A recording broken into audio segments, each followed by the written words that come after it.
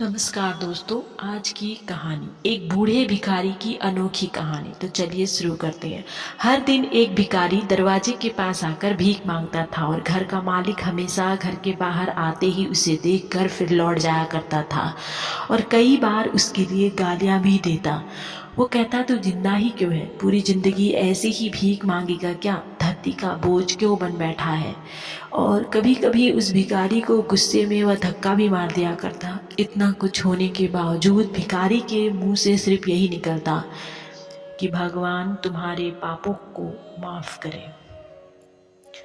एक बार सेठ को धंधे में बड़ा नुकसान होने की खबर मिली। सेठ बहुत परेशान था कि तभी उसके दरवाजे पर वही भिखारी आया। गुस्से में अपना आपा खोते हुए सेठ ने उस भिखारी को पत्थर दे मारा। पत्थर लगने के कारण भिखारी का सर फूट गया और उसके सर से खून बहने लगा। फिर भी दर्द से कराहते हुए भिखारी ने इतना ही कहा, भगवान तुम्हारे पापों को माफ करे। भिखारी वहां से चला गया। सेठ सोच में पड़ गया। भिखारी को पत्थर मारा, फिर भी उसने सिर्फ प्रार्थना की। सेठ का गुस्सा शांत हुआ। सेठ का मन शांत हुआ भिखारी का रहस्य जानने के लिए। सेठ ने भिखारी का पीछा करना शुरू कर दिया। भिखारी जहां जहां जाता सेठ उसके पीछे जाता। सेठ ने देखा कि कोई उसको खाना देता, कोई उसको मारता, कोई अपमानित करता तो कोई गाली देता। लोग भिखारी के साथ चाहे जैसा व्यवहार करते, लेकिन भिखारी सबके लिए एक ही प्रार्थना करता, भगवान तुम्हारे पापों को माफ करे। अब रात होने को आई थी। भिखारी अपने घर जाने के लिए लौटा। वो अपने घर पहुंच गया, लेकिन सेठ अब भी उसका पीछा कर ही रहा था। एक पुरानी टूटी हुई खटिया पर एक बूढ़ी औरत लेटी हुई थी। काफी कमजोर और बीमार लग रही थी। वह भिखारी की पत्नी थी। उसने अपने पति को वापस आता देखकर वह खाट से उठ खड़ी हुई। पत्नी ने अपने पति के भीख वाले कटोरे में देखा, उसमें सिर्फ आधी बासी रोटी थी। उसे देखकर वह बोली, आज बस इतना ही मिला? और हाँ, आपके सिर से खून निकल रहा है, ये चोट कैसे लगी? बूढ़ा भिखारी बोला, आज बस इतना ही मिला। किसी ने कुछ दिया ही नहीं। सब ने गालियां दी और एक ने पत्थर भी फेंका, इसलिए मेरा सर फट गया।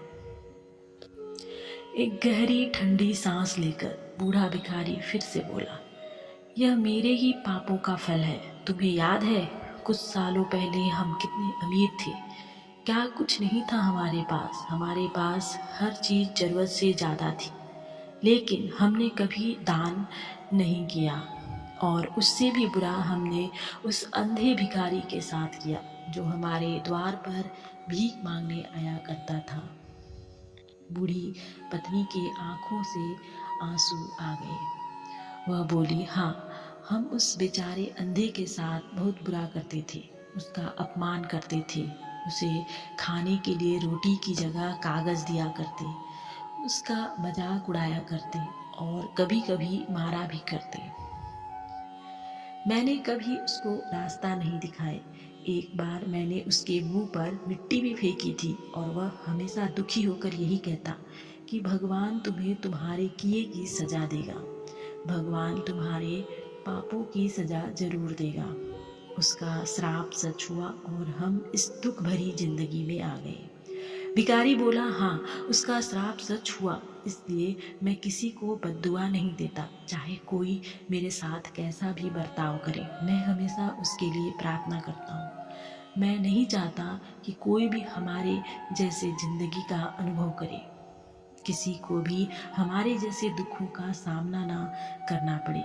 वो नहीं जानते कि वह कितना बड़ा पाप कर रहे हैं, इसलिए अनजाने में हुए पाप की ऐसी सजा किसी को भी मिले मैं नहीं चाहता।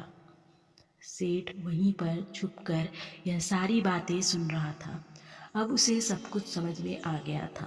भिखारी और उसकी पत्नी ने वह आधी रोटी मिल बांट कर खाए और भगवान को धन्यवाद बोलकर सो गए।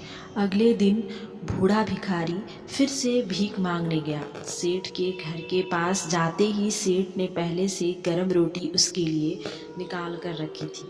उसे देते हुए सेठ विनम्रता से बोला, माफ़ कर दीजिए बाबा, उससे बहुत बड़ी गलती हो गई।